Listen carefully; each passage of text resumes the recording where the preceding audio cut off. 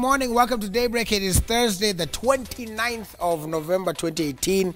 Christmas ndio inakaribia. Inasija tu hapo. Iko karibu kuingia. So msitie shaka pale. Welcome to Daybreak. Of course, musijali kwamba niko solo mission thing. Hussein Mohammed will be joining us a little bit later on in to the Daybreak area. But let's take a look at some of the headlines. We'll start by the Daily Nation.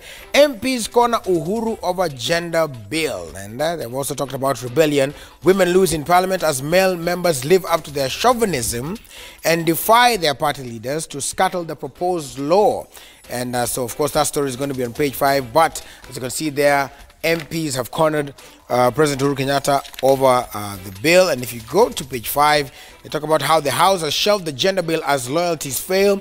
In defiance to President Uhuru Kenyatta, what has happened is, and of course, the AU representative for infrastructure, Raila Odinga, MPs stay away to deny the proposed law numbers.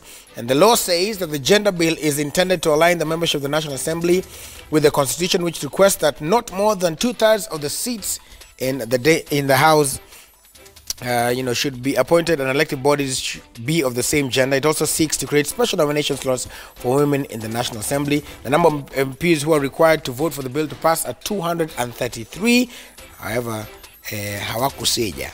So that is what happened. They went against, of course, the rallying call of the former Prime Minister and the President Uhuru Kenyatta as well. And the same story is on the Standard. It also says MPs defy Uhuru and Raila on key bill. From page Standard there as well. President Uhuru Kenyatta is quoted there to say the Constitutional Amendment Bill 2018 is meant to help the country realize the right, equality and freedom from discrimination for women as stipulated in the Constitution. And opposition leader Raila Odinga says, I asked the MPs to please let us pass this bill. However, despite intense lobbying by the president and opposition leaders, MPs yesterday failed to turn up in the National Assembly for the crucial vote. So that is as far as that is concerned. And just the side up hivyo, kuna 14 state farms that have lost 14 billion Kenya shillings. Kenya Railways Corporation, Nzoia Sugar among them as well, that continue to record losses despite using up billions of taxpayers' money. The top loss makers, Kenya Railway Corporation, has lost a lot of money as well. And that we have Nzoia Sugar, Post Bank, South Nyanza, Agrochemical, Consolidated Bank, Postal Corporation, UON Enterprises, Sunset Hotel, and Kenya Safari Lodges.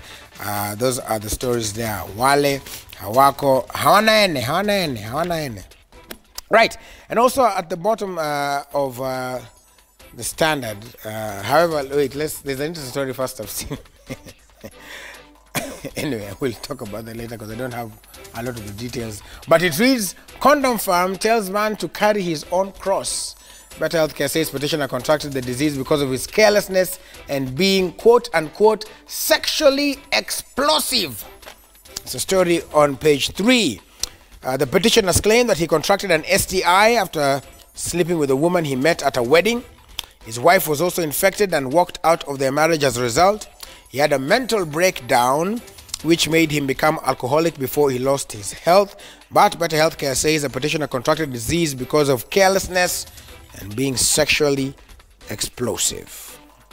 That's the story there. But again, that is a different story, by the way. So it's not that gentleman on the side, right? So it's just another story on the other side. But also on the bottom of the Nation there, pia harakaraka, KCSE results to be out before Christmas. So even as we're counting down to Christmas, watu walifanya KCSE, get ready. Candidates who start this year's Kenya Certificate of Secondary Education should expect the results before Christmas. That's according to Education Cabinet Secretary Amina Mohammed, who said this will allow parents to plan well for the January college intake window. So similar sentiments were echoed by the Kenya National Examination Council Chairman, Professor George Magoha. Last year, the results were released on December 20th. So they could be out before Christmas. And that story as well is on the back page. Finally, this one I will lift up. No need. I just want to brag because Mourinho boasts of his record after a late win. That's on the back page of the Standard. There was little for the Portuguese to brag about, though, after the labored win. Standard lakini wanakwanga wanaonea Man U sana. But ni sawa tunawaona tu. But you can see how he celebrated. They have pictures there at the end. How you know, he picked up the water bottle station up here and he smashed it after one of his favorite players, Marwine Falloini, scored a late winner. He boasted about his Champions League record, and Marwine Falloini's injury time winner fired his side into the last 16 with a 1-0 win over Young Boys. Young Boys, of course, are the Swedish champions. So wako UEFA. We'll also talk about their rest a little bit later on. But for now, oh, there is the picture right there. Oh, Pole. Hey, asante. There it is.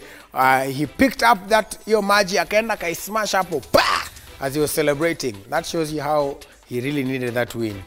And he got it. So tunakaza tu manake on Wednesday next week, Manchester United plays Arsenal at 11 p.m.